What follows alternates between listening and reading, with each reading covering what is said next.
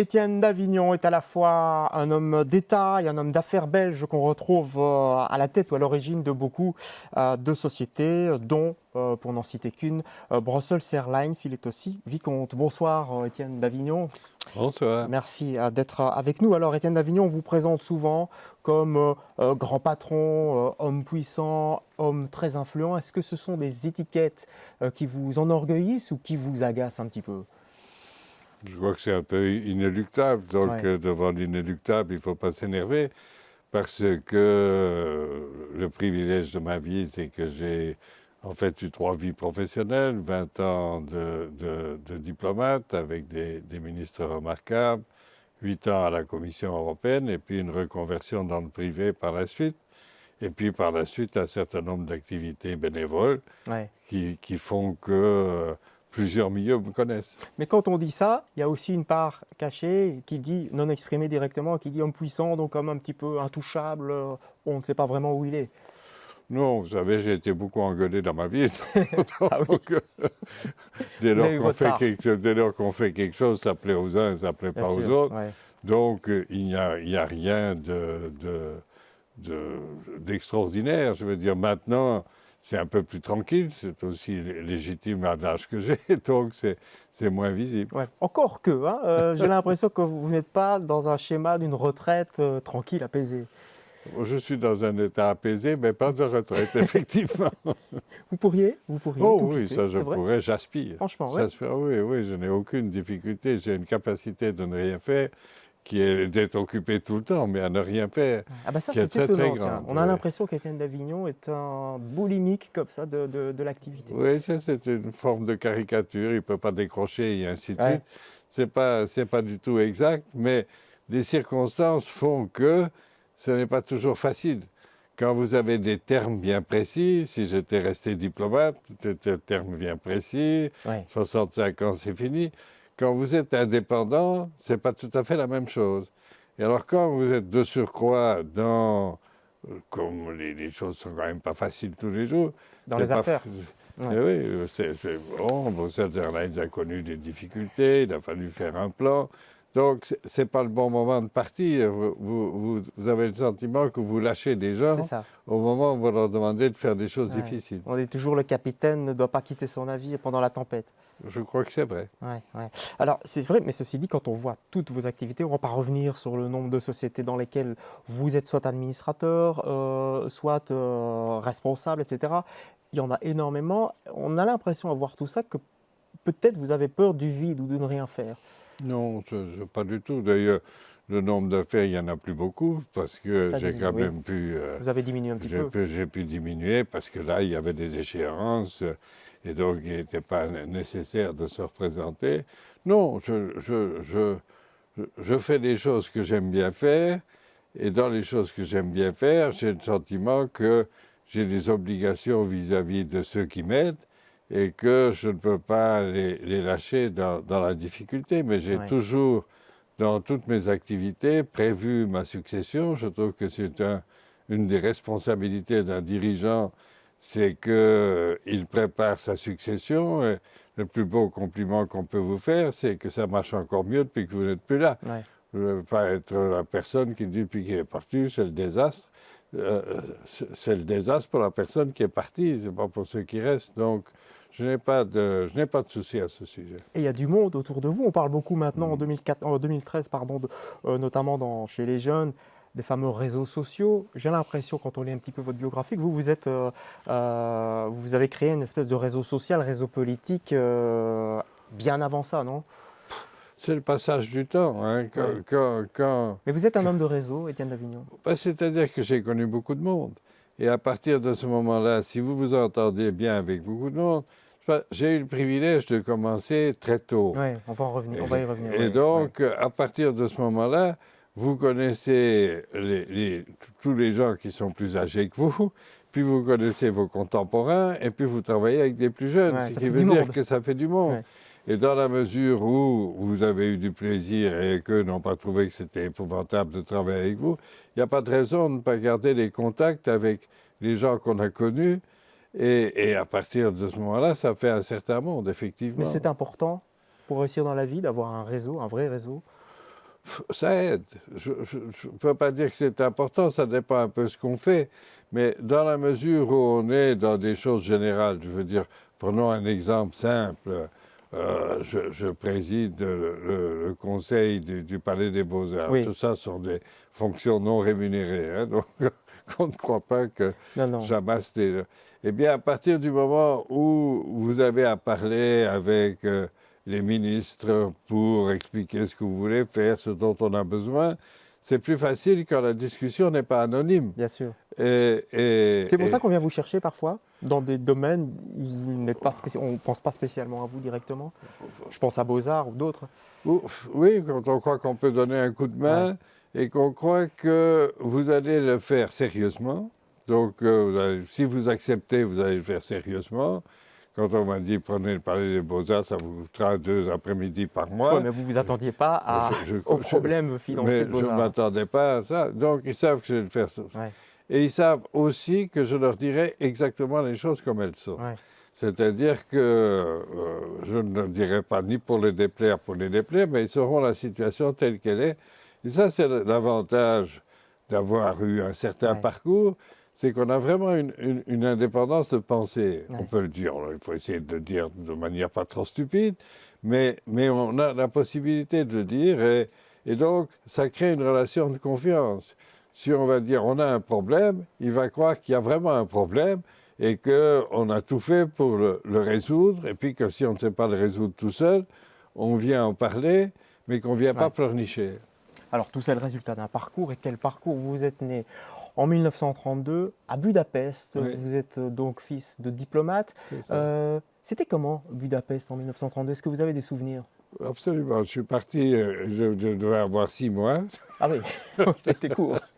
Et donc, j'ai des souvenirs de Budapest après parce que... C'est parce que c'était la Nouvelle-Hongrie, juste après la Grande-Hongrie. C'est ça, et donc je n'ai aucun souvenir.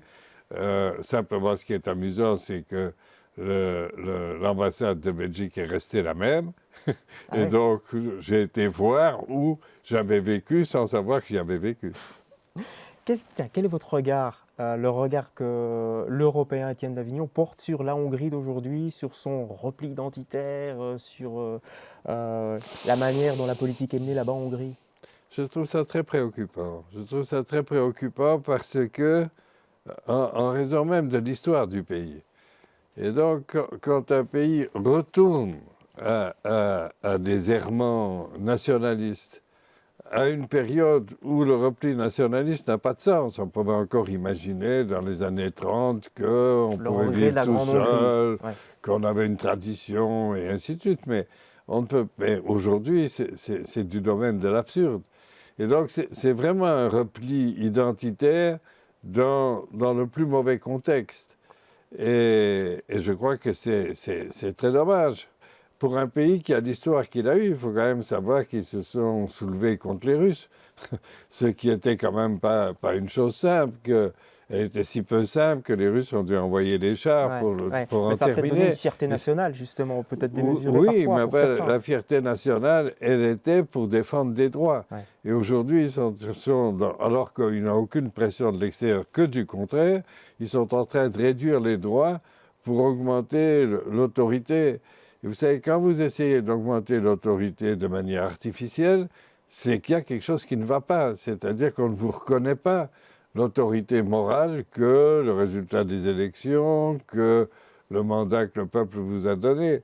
Donc je trouve ça très préoccupant. Et c'est un recul.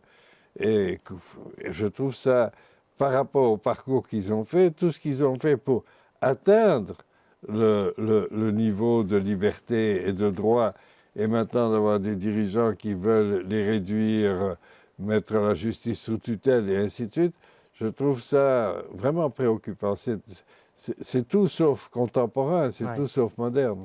Alors, vous allez faire des études de droit ici à Bruxelles, d'abord à Saint-Louis, et puis votre doctorat, vous allez l'obtenir à l'UCL. C'est bien ça, hein? Oui, mais qui était le Louvain géographique. Bien sûr, C'était Leuven, où étaient les francophones et les néerlandophones. dans lesquels on buvait des bières ensemble, et Ouais. puis on se tapait dessus après, mais enfin, ça, c'était autre chose. C'est très loin, tout ça. Hein. Oui, ça, on peut le dire. Alors tout va aller très vite, Étienne Davignon, parce que vous allez rapidement rentrer dans les cabinets de SPAC, quand même, de Paul-Henri SPAC, et puis de Armel.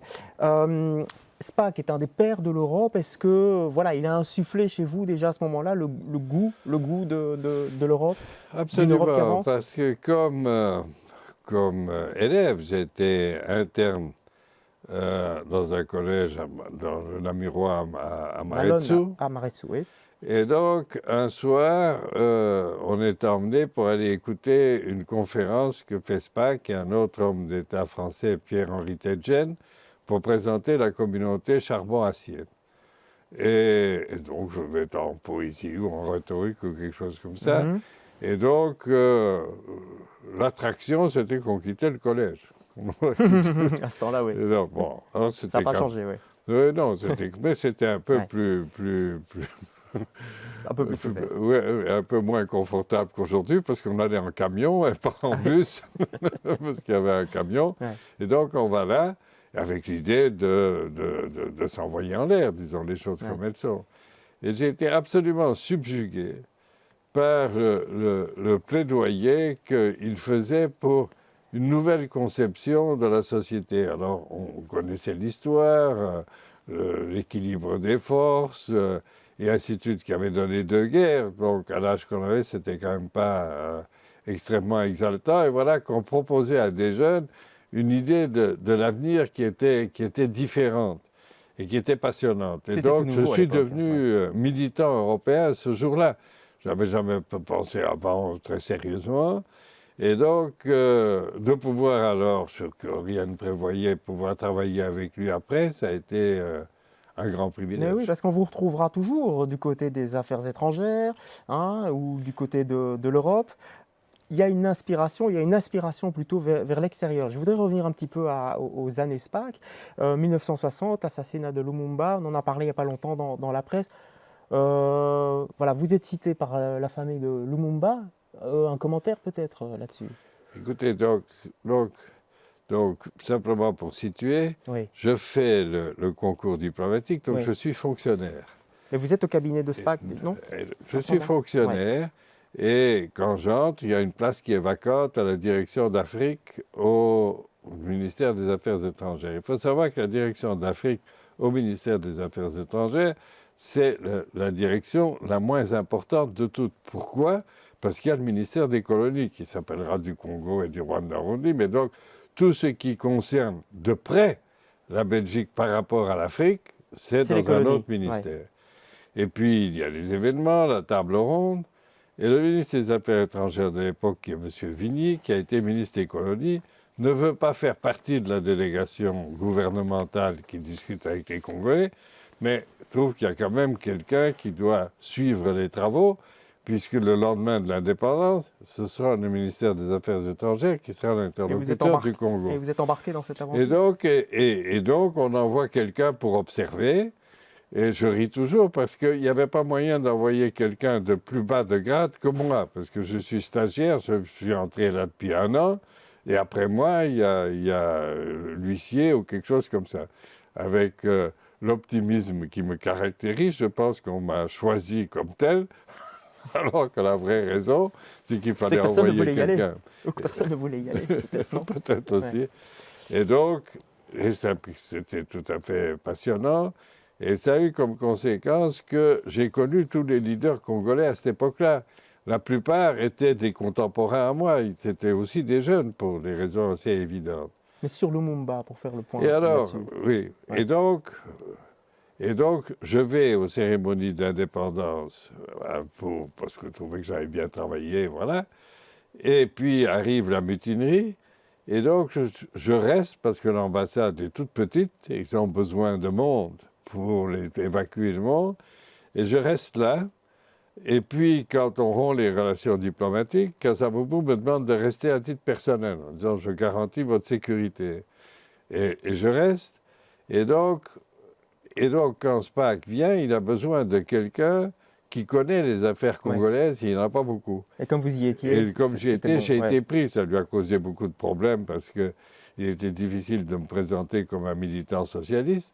Et donc, c'est comme ça que c'est venu.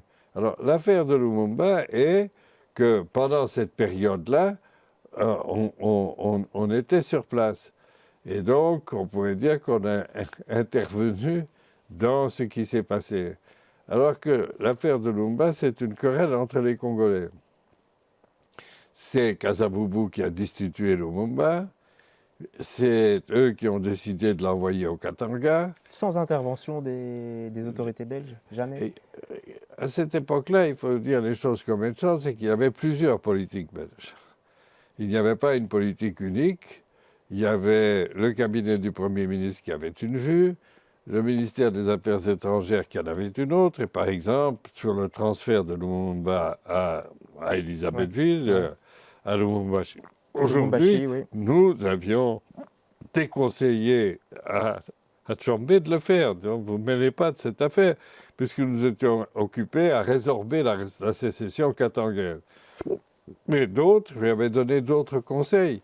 Et donc, la difficulté et l'ambiguïté naît qu'il faut se rendre compte qu'à cette époque, puisque la notion était qu'au départ, la Belgique laissait son administration, mais au lieu d'être belge, elle devenait congolaise, il y a toujours des Belges partout. Ouais, forcément. Donc les pilotes qui pilotent l'avion de Lumumba sont belges. Est-ce qu'ils sont eux à l'origine d'eux? Voilà. Mais donc, selon vous, pour être clair, il n'y a pas d'implication directement des Belges dans ce qui est arrivé à Lumumba. Fomenter le crédit ou non. Est-ce qu'il y a des Belges qui ont su? La réponse est oui, mais c'est pas, ils n'ont pas été instrumentés dans cette affaire. Et il était évident que Lumumba n'était pas populaire en Belgique parce qu'il faisait des actions contre les intérêts belges. Alors si vous êtes aux affaires étrangères, vous défendez les intérêts belges. Autre passion, on avance un petit peu dans le temps, c'est bien sûr la passion européenne. On y a déjà parlé avec le fameux, entre autres, il y a eu plein de choses, le rapport d'Avignon. C'est simple, l'idée du rapport d'Avignon, finalement, c'est que les ministres des Affaires étrangères se voient, discutent, échangent. Hein, c'est un petit peu ça à la base. Moi, je voulais savoir, quel est votre regard maintenant sur une certaine Europe qui se déchire, où des pays se mettent en avant, où il y a des noms d'oiseaux qui volent à gauche, à droite, où voilà, par rapport à l'aide de certains pays, ou par rapport à la disposition de l'Europe vis-à-vis de l'étranger, vis-à-vis des interventions, ça peut être la Syrie comme d'autres choses. Quel est votre point de vue là-dessus? Où est-ce qu'on en est? On a l'impression qu'on est perdu. C'est tout à fait clair et vous avez tout à fait raison. L'image que l'Europe donne, c'est de la confusion, du désordre et du manque d'action. Et la perception est importante, que ce soit vrai ou pas vrai, c'est comme ça que les gens perçoivent. Alors, le paradoxe est que c'est assez différent. En ce sens que, par rapport à la crise monétaire, on n'a jamais fait autant de choses ensemble. Oui, on n'a jamais consacré autant d'argent à la solidarité pour se sauver les uns les autres.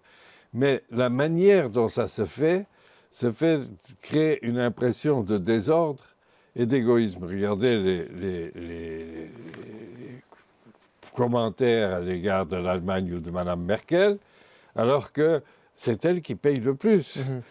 Alors, et c'est parce qu'on a perdu dans l'explication la question, on fait tout ça pourquoi? Donc ça devient comme en Belgique, des crises particulières dans lesquelles on sort, mais on ne sait pas très bien la raison, l'origine et pourquoi on sort. Est-ce que l'euro était une bonne chose selon vous? Écoutez, c'est fondamental, c'est tout à fait fondamental. Il faut se rendre compte que une des forces objectives de l'Europe, c'est d'avoir un marché de 500 millions de personnes. Donc ça veut dire qu'au lieu de travailler sur des éléments limités, même les Allemands, reste un élément limité, vous travaillez sur un grand ensemble. Donc un grand ensemble doit être plus stable qu'autre chose. Mais si vous n'avez pas une monnaie unique, les difficultés que tel pays peut avoir, c'est de modifier la valeur de sa monnaie par rapport à la monnaie des autres. Et ça crée évidence, ça détruit toute possibilité d'avoir une stratégie, parce que la stratégie suppose une stabilité et du temps. Mais est-ce qu'on ne pouvait pas prévoir les disparités qu'on constate aujourd'hui entre différents pays, notamment le Nord, le Sud, pour faire simple? Je crois qu'on a sous-estimé la résultante que la création de l'euro a eue. Et je m'explique. On a pensé, puisque, et je reviens à mon premier propos, c'est que l'objectif européen, il est politique. Il est de créer cet ensemble pour qu'il pèse, d'autant plus important qu'il y a maintenant d'autres grands ensembles dans le monde. Et donc on a pensé qu'ayant une monnaie unique, l'obligation pour les États d'avoir des politiques stables et orthodoxes se passerait. Et donc on a pensé, je me souviens très bien des discussions de l'époque, supposons qu'un pays dérape complètement, les marchés vont le sanctionner. Et donc ils vont dire, oh, sa dette augmente, son déficit augmente, boum, les taux d'intérêt, ça ne s'est pas passé. Pourquoi est-ce que ça ne s'est pas passé? Parce que les marchés ont estimé que c'est bien possible, mais que les autres payeraient, et donc eux ne prenaient pas un risque en prêtant de l'argent à ces gens-là. Et ça, c'est quelque chose à l'égard duquel on a été complaisant. On ne s'est pas rendu compte. Et donc, on ne s'est pas rendu compte assez tôt que simplement l'unification monétaire ne créait pas une convergence économique. C'est un aveu que vous faites, là. Hein. Ah ben, oui, mais enfin, parce qu'on a pensé qu'il y aurait des clignotants que les marchés auraient. Donc que les banquiers diront, oh mon Dieu, la Grèce, ceci. Et ça n'a pas eu lieu parce qu'ils ont dit, bon, on ne va pas s'en occuper. Si jamais ça se passe, les autres les tireront d'affaire. Et quand on a constaté ça, on aurait dû accélérer ce qu'on a fait dans la crise, c'est-à-dire des mesures de convergence économique pour que ces disparités n'existent plus. Espérons que ça ne soit pas trop tard. Un mot quand même sur l'industrie européenne. Vous êtes aussi un homme d'industrie, industrie un petit peu en berne, hein, pour le dire de manière générale. Je voudrais qu'on parle 2 secondes de Brussels Airlines. Comment ça va maintenant? L'année passée, c'était un petit peu tendu. Il a fallu faire un plan. Où est-ce qu'on en est aujourd'hui? Eh bien donc, il faut donc savoir que, et je dirai un mot sur l'industrie après, parce que c'est une question vraiment importante pour notre avenir. Donc, il faut savoir qu'il y a 28 lignes d'aviation en Europe. L'évidence, c'est qu'il n'y a pas 28 lignes d'aviation. Je ne parle pas des low cost, qui sont viables à terme. Ce n'est pas possible. Mais il reste une forme de nationalisme, de croire que... Et sur ces 28 compagnies aériennes, 26 sont dans le rouge. Donc, c'est la preuve qu'il n'y a pas un problème. On ne peut pas dire que s'il y en a qui sont tous mal gérés, qui sont tous mal foutus. Elle est bien, Brussels Airlines est bien gérée, vous allez me dire oui, évidemment. Elle n'est pas trop gourmande? Non, je pense simplement que ce qui s'est passé, c'est 3 choses. La première, c'est que le prix du carburant a flambé.